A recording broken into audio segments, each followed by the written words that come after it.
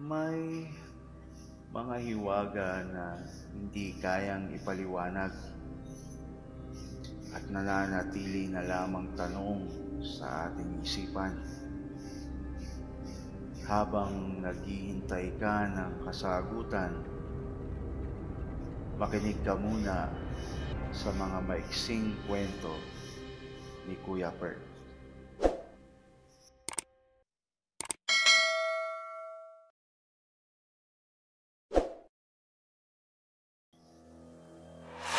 Ang pagbabalik sa 1,000 taon, pangatlong kabanata, ang pagligtas kay Mara. Hawak ni Elena ang lumang pendant. Kumikislap ito ng malamlam na maliwanag. Sa harap niya, si Mara ay pilit kinakaladkad ng maiitim na anino, papalayo mula sa salamin. Ang bawat paghila ay nag-iiwan ng maitim na marka sa hangin. Para bang ang realidad mismo ay pinupunit. Gamitin mo ang pendant, sigaw ni Mara. Kahit pa halos mawala na siya ng boses. Pero si Elena, 100 na taong gulang na bata lamang, ay natigilan sa takot. Paano kung magkamali siya? Paano kung sa halip na iligtas si Mara ay mas lalo niya itong malibing sa kadiliman? Muli niyang narinig ang boses ni Lola Petra sa kanyang isip. Ang pendant ay hindi simpleng susi.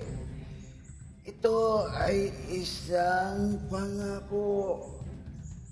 Kailangang buong puso mo itong gamitin. Huminga siya ng malalim.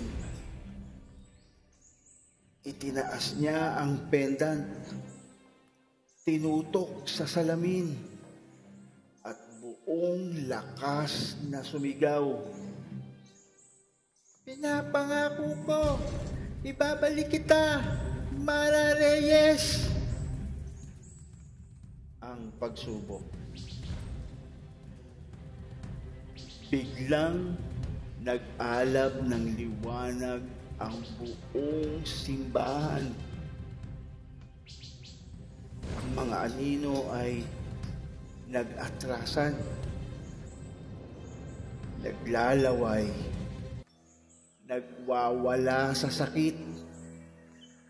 Ngunit hindi pa tapos ang lahat.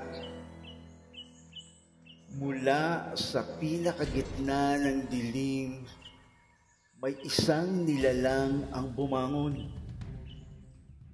Isang matandang babae. Baluktot ang katawan.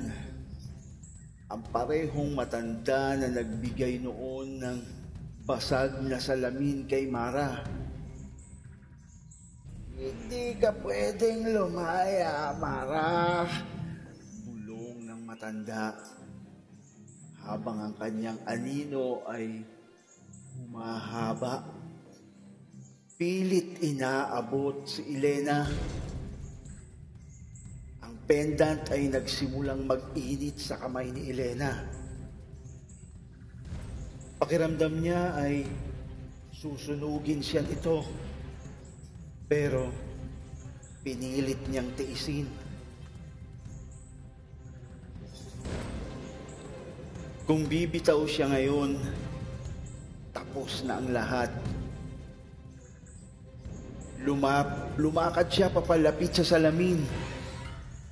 Habang ang lupa sa ilalim niya ay nabibitak at ang paligid ay tila umiikot. Hinawakan ni Elena ang salamin gamit ang kamay na may hawak ng pendant.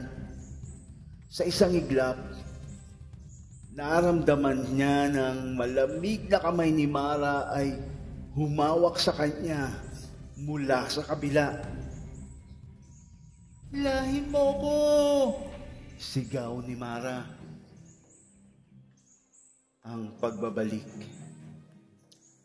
Sa buong lakas ng kanyang maliit na katawan, hinila ni Elena si Mara palabas ng salamin. Ang pendant ay pumutok sa liwanag. Bumalot sa kanila ng isang mainit na hangin na pumupunit sa anino ng matandang babae.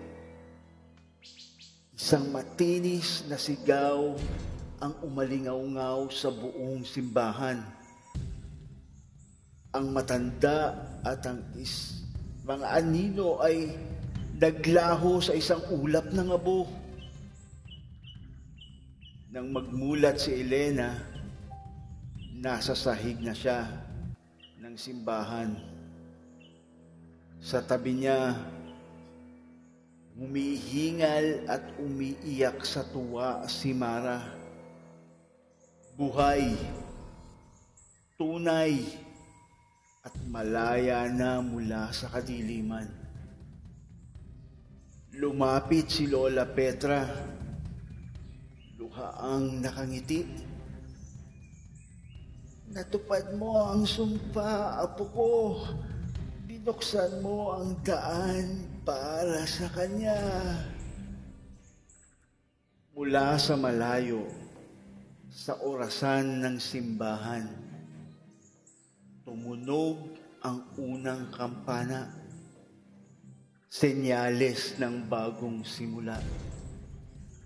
Ngunit sa pinakadulo ng simbahan, sa pinakalumang anino, may isang pares ng mata na hindi umaalis ng tingin kay Elena.